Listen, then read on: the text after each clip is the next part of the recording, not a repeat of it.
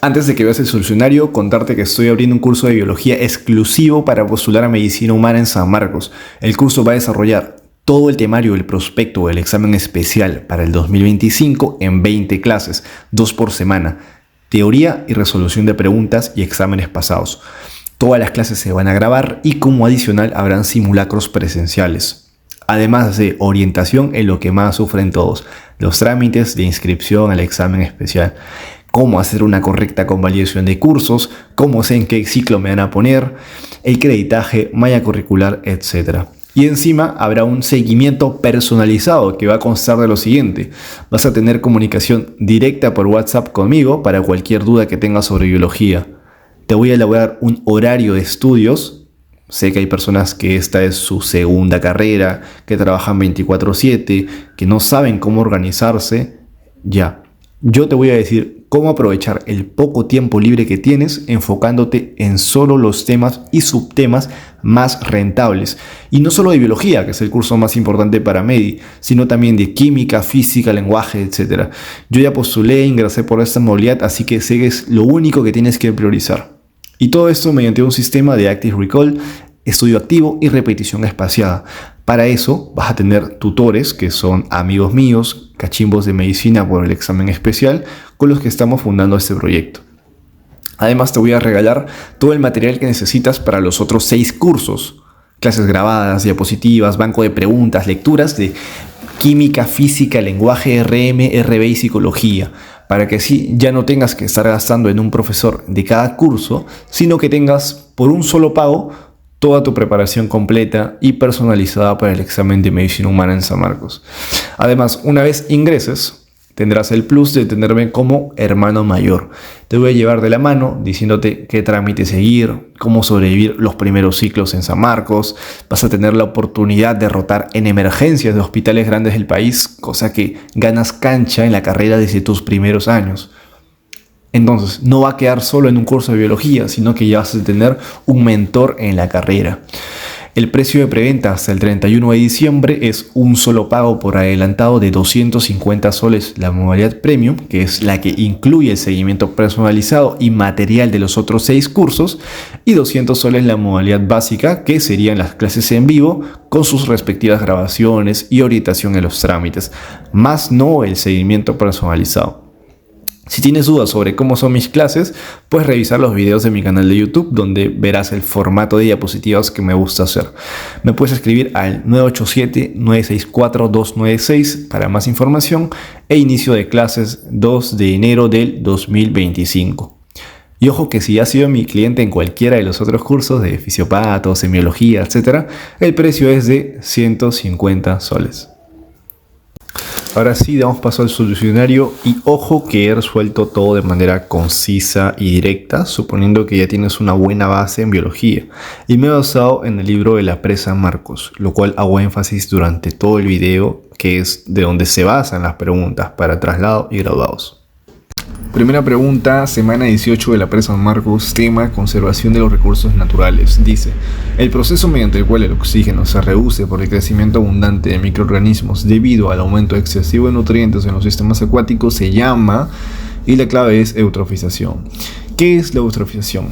Este es el proceso de contaminación más importante de las aguas en lagos, lagunas, ríos, embalses, etc. Y para entenderlo hice este gráfico. Como sabrán, cuando van a lagunas siempre hay, cualquier lugar donde existe agua, van a haber actividades recreativas, ¿no? Como botes para que la gente pasee, o plantas alrededor que necesitan de insecticidas, de pesticidas. Y estas actividades van a generar nitrógeno y fósforo, los cuales van a servir como nutriente para las plantas dentro del lago, o sea, dentro, que están al fondo. Si estas plantas tienen un montón de nutrientes, van a empezar a crecer descontroladamente. Hay un crecimiento masivo de estas plantas, y no solo de plantas, sino también de otros microorganismos, como es el fitoplancton, entre otros. Lo cual podría parecer bueno, ¿sí o no? Más nutrientes, más plantas, más seres vivos. Pero el problema es que estos ya crecen en exceso. ¿Y qué sucede cuando estos mueren?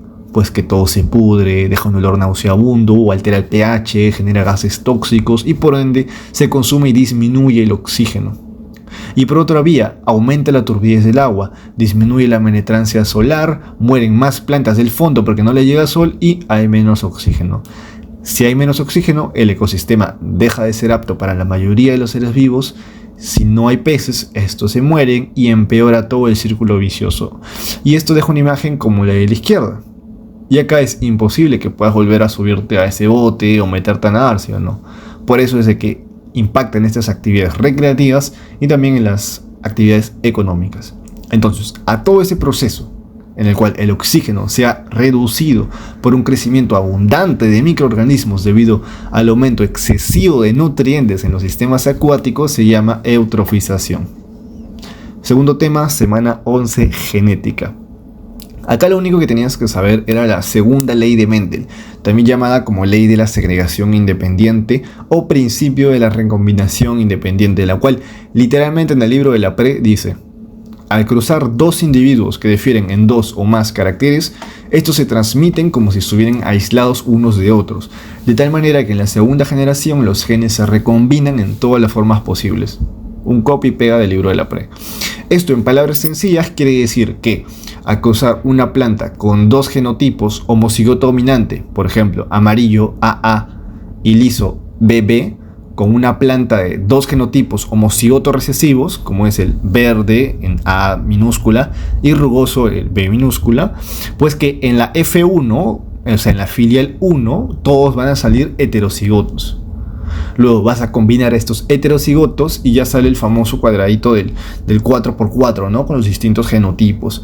Y ahora, esta pregunta es mitad teórica y mitad práctica, porque te piden de que todo este cuadrito que tú has armado, ¿cuáles son los individuos recombinantes? Y tú debías saber qué significa recombinantes.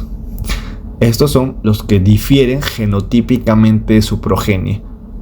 O sea, los que no sean AA mayúscula, AA minúscula, BB mayúscula y BB minúscula. Entonces tú miras el cuadrito y 4 de 16 son genotípicamente diferentes a su progenie. Respuesta 4/16.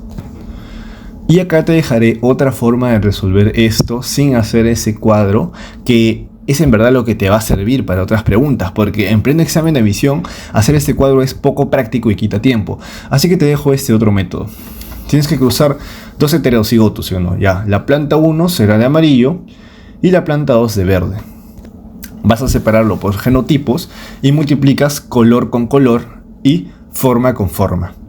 A mayúscula con A mayúscula, 2A mayúscula. A mayúscula con A minúscula con A mayúscula y A minúscula con A minúscula. Y este es el resultado. Vamos al otro. B mayúscula con B mayúscula. B mayúscula con B minúscula. B minúscula con B mayúscula y B minúscula con B minúscula, y este otro sería el resultado. Te piden los recombinantes, o sea, diferentes a los homocigotos de acá. Los borras y solo te quedarían 2/4 de acá y 2/4 del otro. Multiplicas ambos y da el total de 4/16. Mira el video de nuevo para que entiendas este método, porque es el que realmente te va a servir y va a ser útil en preguntas de admisión donde importa la velocidad, ¿ya? También lo puedes usar con otros ejercicios similares que no te piden necesariamente genotipos recombinantes, sino simplemente te piden haya tanta proporción de verdes, rugosos, etcétera, ¿no? Pregunta 73. Tema reproducción del semana 19 de la PRE, ciclo celular. Recordemos que el ciclo celular se divide en dos, interfase y división. La división es la mitosis, la cual consta de 4 fases: profase, metafase, anafase, telofase. Y la interfase, que tiene la fase G1 o prereplicativa, la fase S o replicativa y la fase G2 o posreplicativo. En la G1, la célula duplica su tamaño, aumenta las organelas y el número de enzimas. En la fase S se duplica el ADN y por eso es que se llama replicativa. Y en la G2, la célula acumula energía para la división. Empieza la condensación de cromosomas y se montan todas las estructuras necesarias para esta posterior división. Obviamente, cada una de las subfases de la división también tiene sus características importantísimas que tienes que saber de memoria para admisión y que son fijazas, pero no es tema del video. La pregunta es directa, señala el periodo en el cual se realiza la síntesis de ADN, la fase S, clave C. Pregunta 74, tema célula eucariota, semana 3 de la pre. En esos temas debes conocer absolutamente todas las organelas de la célula con su estructura y función más importante. Ojo, solo la más importante. Y esas son las que el libro de la pre te la coloca y yo he copiado y colocado en un cuadro comparativo. Recuerda que la célula eucariota puede ser animal o vegetal y difieren en ciertas estructuras. La membrana plasmática, la pared celular, que solo las vegetales la tienen, el citoesqueleto, el citosol. El citosol, por cierto, esta es la parte acuosa de la célula donde se encuentran las organelas y es muy distinta al citoplasma. Ojo, porque esta ya ha sido pregunta de examen varias veces, ¿ya? Y una analogía bien bonita es que mires a la célula como si fuera una olla de sopa que tiene zanahorias, verduras, choclo, papa, etcétera, ¿sí o no? Ya. Y también tiene caldo, o sea, la parte acuosa. Y si pasas toda la sopa por un colador de cocina, todo lo que se queda en el colador, o sea, las verduras, las sustancias sólidas, esas serían tus organelas. Y el citosol sería el caldo, o sea, lo acuoso que se pasa por el colador. Y el citoplasma sería el citosol más organelas, o sea, toda la olla, ¿no? Obviamente la parte de metal sería la membrana plasmática, etcétera, etcétera, etcétera. Ya puedes ir jugando con tus analogías. Bueno, de ahí siguen las otras organelas, la mitocondria, ribosomas, retículo endoplasmático, lisosomas, peroxisomas y la pregunta del examen aparato de Golgi, el cual tiene la función de todas las estructuras sintetizadas por este retículo endoplasmáticos sean expulsadas en vesículas y este proceso se conoce como exocitosis. Y estructuralmente el aparato de Golgi está formado por dictiosomas, que es un conjunto de sacos membranosos aplanados y apilados que están rodeados por una red tubular y numerosas vesículas, ¿ya? Conclusión, memoriza todo lo que está en amarillo. Más a profundidad ya lo podemos ver en el curso que vamos a organizar. Te preguntan, las células de glándulas endocrinas liberan sustancias producidas por el torrente sanguíneo a través de vesículas ubicadas en los dictiosomas del aparato de Golgi, ¿no? Para ser eliminadas por exocitosis. Nada más tenías que saber eso. Pregunta 75, semana 3 de la pre, subtema código genético. Pregunta directaza. Solo tenías que saber que el ADN se conforma por guanina, citosina, adenina y timina. Y que el ARN tiene todo lo mismo excepto la timina, la cual es reemplazada por uracilo. Fácil. Pero ojo que esa es la pregunta más fácil que te podrían hacer sobre este tema, pero este tema es mucho más profundo. Te podrían hacer unas preguntas elaboradas como son las de este típico cuadrito en el que combinan 3 nucleótidos y se forman aminoácidos como valina, alanina, arginina, etc. Y estos pueden cumplir la función de codón dentro del código genético. Sin embargo, tienes que saber que hay codones especiales, como el codón metionina, que es AUG, o sea, adenina, uracilo y guanina, que es el codón iniciador, que tienes que verlo en cada secuencia al leer el código genético, y si no lees el codón metionina, entonces no inicia la secuencia. Y los codones stop, el UAA, UAG y UGA. Esos son los 4 codones que jamás te puedes olvidar, ya que son preguntas fijas de cada examen. Pregunta 76, semana 14 de la pre, evolución y biodiversidad.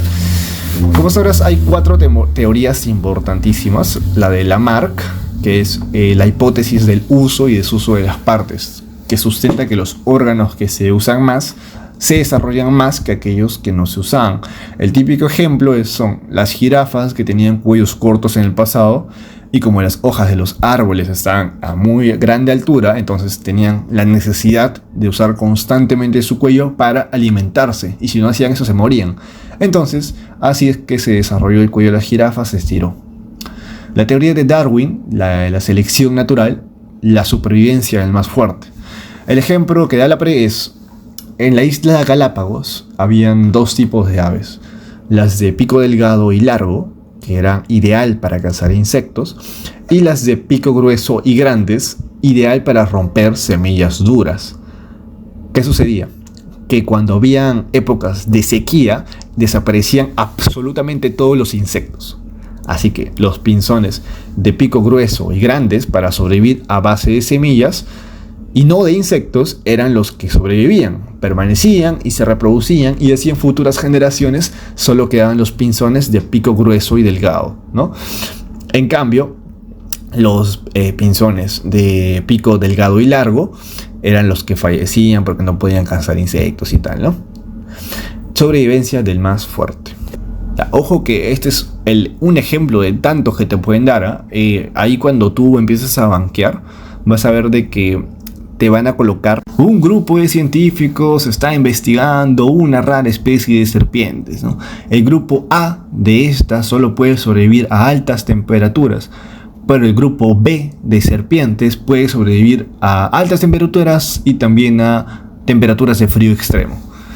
Y por este experimento transportan a ambos grupos a la Antártida a 40 grados bajo cero, y luego de meses observan que solo el grupo B de serpientes que sobrevivían al frío extremo han permanecido y se han empezado a reproducir. Diga usted, ¿qué teoría de la evolución observaron los investigadores? Y ya pues tú respondes, la selección natural de Darwin, ¿no?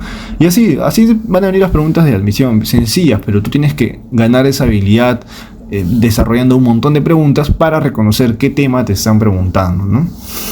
Siguiente, teoría de las mutaciones o evolución discontinua. Teoría de las mutaciones o evolución discontinua de la planta Oenotera, o también llamada onágara.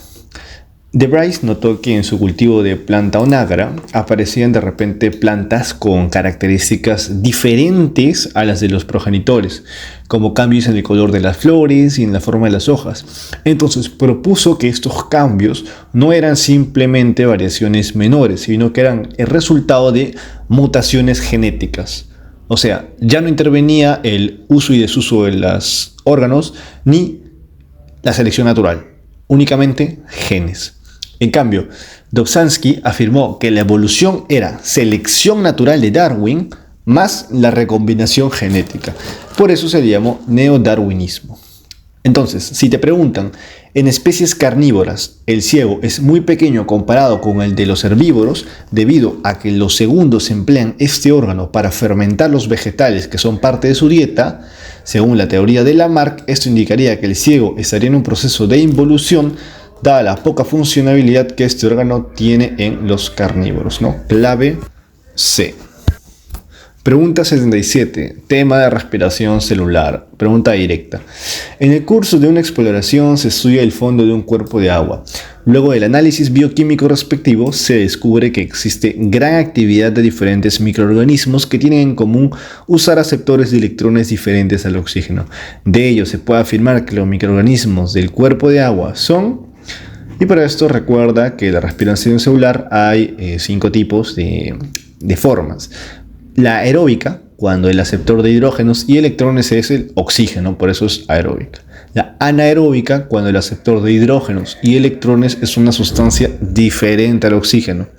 El microaerófilo, que son organismos que utilizan oxígeno, sí, pero a bajas concentraciones, de un 2 al 10%. Pero no pueden sobrevivir en condiciones anaerobias completas, ni tampoco en altas concentraciones de oxígeno. Ojo ahí. En cambio, los aerotolerantes son organismos anaerobios que no utilizan oxígeno para la respiración, pero que pueden tolerar su presencia, ¿no? O sea, no les afecta el oxígeno, pero su metabolismo no depende de él. Y por la otra parte, el halófilo, que era una clave trampa nada más, son organismos que requieren de altas concentraciones de sal para crecer y no se relacionan nada con el oxígeno. Clave C, anaerobios. 78. Otra vez el tema de célula eucariota. Un cultivo está siendo evaluado frente a la infección por un nuevo virus. Se hace un seguimiento de la actividad celular para tener una idea de cuál es el blanco exacto del virus en esas células. Lo que se obtiene en la mayoría de las células evaluadas es una disminución significativa de los niveles de ATP. ¿Cuál sería el blanco celular de este virus? O sea, te dicen, analiza bien, que un virus ataca a una célula y quieren saber a qué organela exactamente está atacando el virus. Y se dan cuenta que el virus, al atacar a la célula, hace que ésta produzca menos ATP, o sea, está destruyendo la organela encargada de sintetizar ATP. ¿Cuál es esa organela? Las mitocondrias, pues. Y ojo, que aparte de eso, también tiene la función de sintetizar proteínas. ¿Por qué? Porque las mitocondrias en su interior tienen ribosomas y también tienen ADN, lo que le da autonomía frente a la célula. Y esa también es otra pregunta de examen, ¿eh? ¿Qué organelas tienen autonomía y por qué? Las mitocondrias, porque tienen propio ADN y sintetizan proteínas por sí solas, ¿no? Clave B, mitocondrias. 79. Tema teoría de la evolución.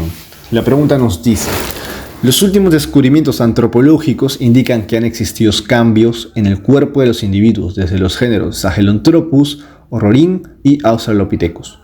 La propiedad determinante en la evolución de estos organismos, que se toma como punto de referencia hacia la formación de los homínidos actuales, es... Y para esto hay que recordar el árbol filogenético, ya que explica cómo el humano fue evolucionando desde los primates y se iba separando, ¿no? Se iba hacia los lémures, hacia los otros primates antiguos, hasta llegar a los chimpancés, que el punto en donde nuestro árbol se separa en los chimpancés y humanos es el punto rojo. Sin embargo, hay homínidos que se discute si es que son ancestro de los chimpancés y de los humanos, o sea, que están justo en el punto rojo, o quizás son solo ancestros de los humanos, o sea, después del punto rojo. O quizás son solo ancestros de los chimpancés. Entonces, no está muy claro de quién es. Por eso se les conoce como homínidos de posición controversial en el árbol filogenético. Y esos son tres que tienes que saber sí o sí: Sahelanthropus chaensis, Orrorin tugenensis y Ardipithecus ramidus, que también tienen ahí ciertas características, como que el Sahelanthropus también se llama Tumai, que significa esperanza de vida, que el Ardipithecus se puede resumir como Ardi, y que fue descrito como su propio género, ¿no? Llamado Ardipithecus. En fin, lo importante de que ahora que una vez ya se separó la línea entre chimpancés, nos vamos con la línea de los humanos. Y esta línea de los humanos se divide en género Australopithecus y Homo. Género Homo. En ese orden cronológico. Primero Australopithecus, después Homo. El género Homo tenía el cerebro más grande y dientes semejantes a los modernos. En cambio, los Australopithecus tenían cerebro pequeño y por ende su capacidad intelectual también era inferior. Mira la imagen que he colocado, ¿no? Bien didáctica. El primero en aparecer de los Australopithecus es el Afarensis, también llamado Lucy, y fue bípedo, el primer bípedo, pero era jorobado. Por eso he colocado la imagen de Ephialtes de la película 300. Después ya le sigue el Australopithecus africanus, luego robustos y boisei, pero no importan. Luego ya llega el género Homo. Acá se interesa absolutamente todo lo que está amarillo, ¿ya? El género Homo con el Homo habilis, que fue el primero en elaborar herramientas. Luego le sigue el Homo erectus, el primero en pararse en posición erguida. Ojo, erguida. Lucy es el primer bípedo, pero Erectus es el primer bípedo erguido. Además, controló el fuego de China, específicamente de Pekín.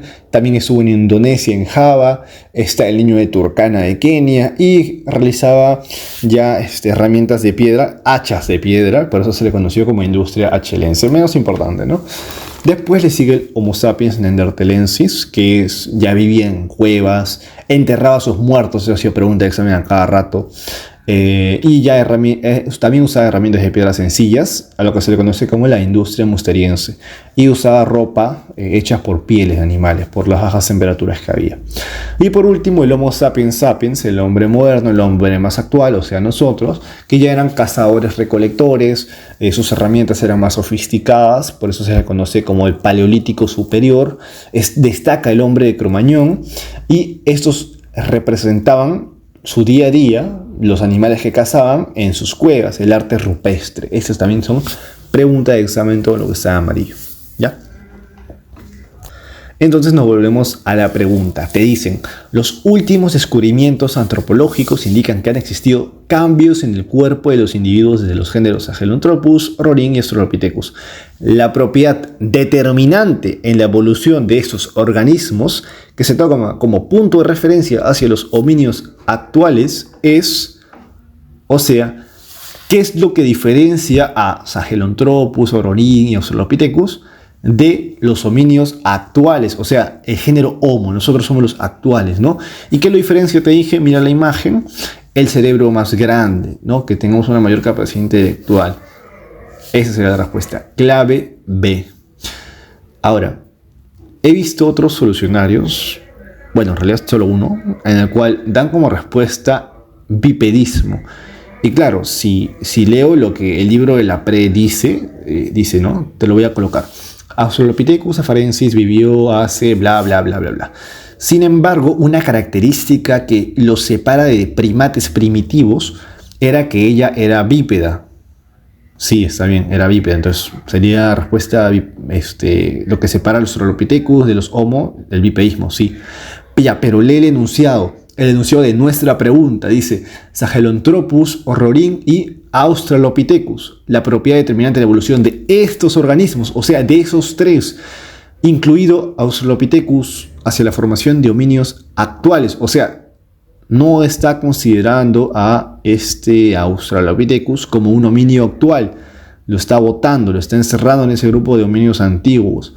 Entonces, ¿quién sería el actual según la línea cronológica? El género Homo, ¿no? Por eso tienes que saber la línea cronológica de memoria. Y bueno, mira, en este otro fragmento que he sacado, confirma lo que yo menciono, ¿no? El género Homo, al cual pertenecen los seres humanos modernos, los representantes de este género tenían el cerebro más grande que los australopithecinos, y sus dientes eran más parecidos a los seres humanos modernos. Conclusión: Australopithecus no es homínido actual en esta pregunta. Clave B, volumen craneal. Y ya, la última, pregunta 80. Una muestra de tierra tomada aleatoriamente se estudia la presencia de elementos biogénicos. Un buen ejemplo de ello es el... Y para esto solo tenías que saber el significado de biogénico, que es algo producido por organismos vivos o que está relacionado con ellos. En nuestro contexto de biología se va a referir a elementos que tengan origen biológico. Recordemos los bioelementos, ¿no? Se dividen en primarios, secundarios y oligoelementos. Los primarios o macroelementos, o también llamados organógenos, son el 99%, y está el chon, ¿no? El hidrógeno y el agua son los que están en mayor presencia. Perdón, el hidrógeno y el oxígeno son los que están en mayor presencia porque forman el agua. Ahora, secundarios, solo el 0,7%, donde está el calcio, fósforo, potasio, sodio, etc. Los cuales, ojo que cada uno tiene funciones importantísimas que también son preguntas de examen y tienes que saberlas, ¿ya? Oligoelementos en cantidades ínfimas, sin embargo, su presencia es esencial para que nuestro cuerpo funcione, y si no tenemos una de estas, aparecen las enfermedades carenciales. Y dentro de estos, ¿quién está? El zinc, justo está dentro de nuestras claves. Sin embargo, el escandio, paladio, titanio, circonio no son elementos biogénicos, pues estos metales más bien son inorgánicos y no son producidos por organismos vivos ni cumplen funciones dentro de organismos, como si lo hace el zinc. El zinc está implicado en la protección del sistema inmune, en la síntesis de proteínas, etc. Clave C, zinc. Y acá te dejo más tablas de la presa Marcos que tienes que saber sobre este tema de bioelementos. En fin, como habrás visto, repetí presa Marcos hasta el cansancio, y es porque esa es la fuente para las preguntas del examen de traslado interno, externo y graduados y titulados. Si deseas profundizar cada tema que hemos visto acá de manera superficial y enfocado al examen, escríbeme al 987-964-296 para inscribirte al curso de biología para este examen especial. Inicio de clases 2 de enero del 2025.